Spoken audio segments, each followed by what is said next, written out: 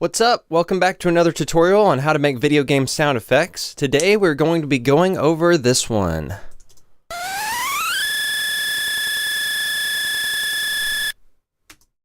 Yep, we're going to be diving into the sound effects of Kirby Adventures. This is going to be awesome!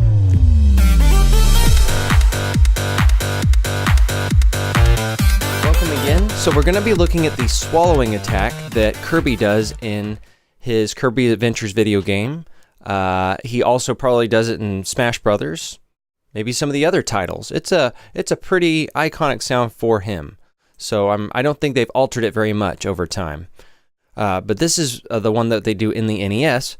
The first thing you're going to need are your sound sources. We're using a pulse with a 12% duty cycle. We're going to detune it, and we're going to put an LFO on it, which those two things are going to work in tandem.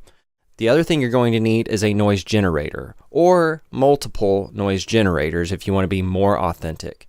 It turns out the NES can actually produce multiple kind of resonances or frequencies with its noise. It also can produce two different kinds of noise. I had no idea. So let's start by designing the pulse sound. I have Massive again. You can, again, like always, you can use any synthesizer that can give you the tools that you need. So like I said, pulse, detune, and an LFO with a square waveform. So I will show you how to do this in Massive. Maybe in another tutorial I'll get another synthesizer, but this was easy for me to pull up. I have a wavetable selected that's a pulse width modulation, so I can change the pulse width. Okay, you can hear that it is currently a pulse sound. It's thin.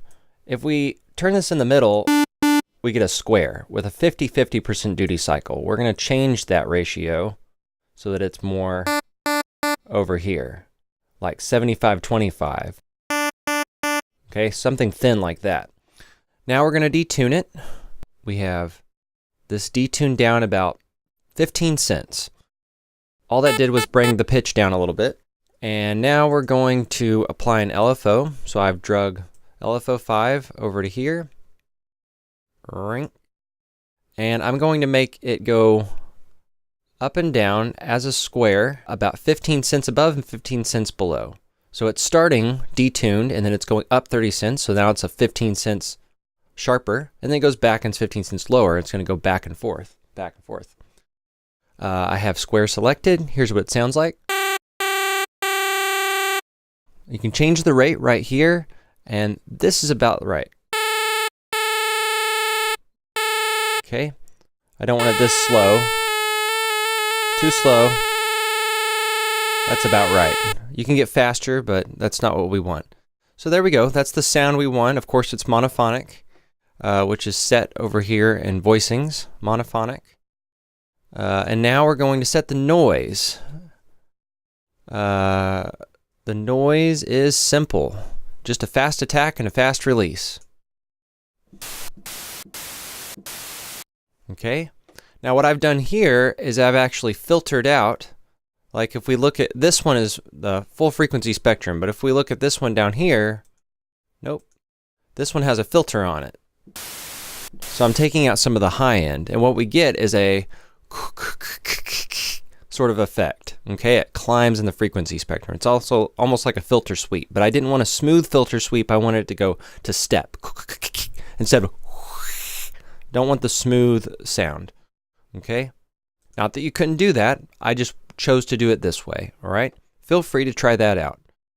So now we need the notes, okay? We have, in the span of about a second, we have 1, 2, 3, 4, 5, 6, 7, 8, 9, 10, 11, 12, 13, 14, 15, 16 notes, and then it ends on a 17th note. It starts on F5. That's the F, not above middle C, but yet another octave above that. And then we climb chromatically, note by note, up the scale.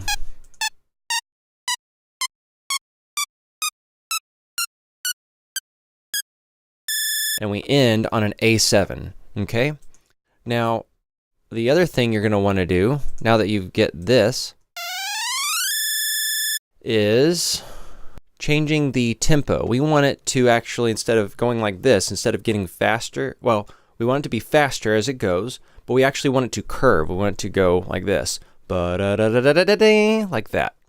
So in Pro Tools, let's just erase this. Okay, if I erase this, you can see that everything becomes more linear, and it sounds like this, which is okay, but we want to be more authentic. So what we end up doing is drawing this in, okay?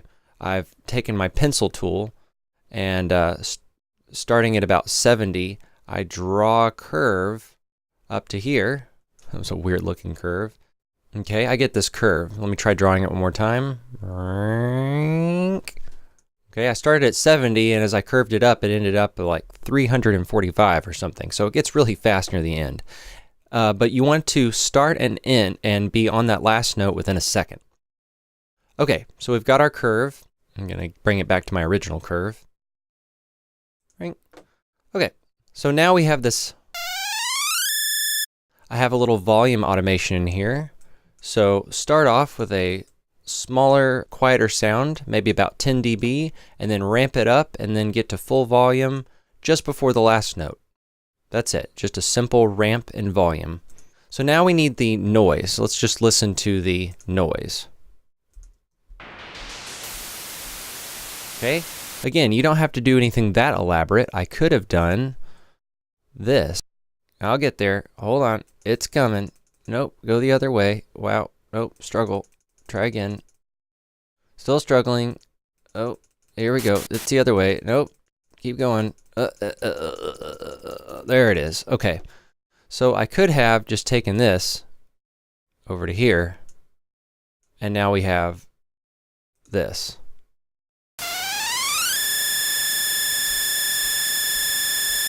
That's really close, okay? But I wanted to have it kind of filter sweep up into the sound, which sounded closer to the original. The other thing you're going to need to do is balance the noise against the pulse, okay? Take a look at the dB over here, and you'll see peaks for the pulse, and you'll see the noise spread out down here, filling up the rest of the room.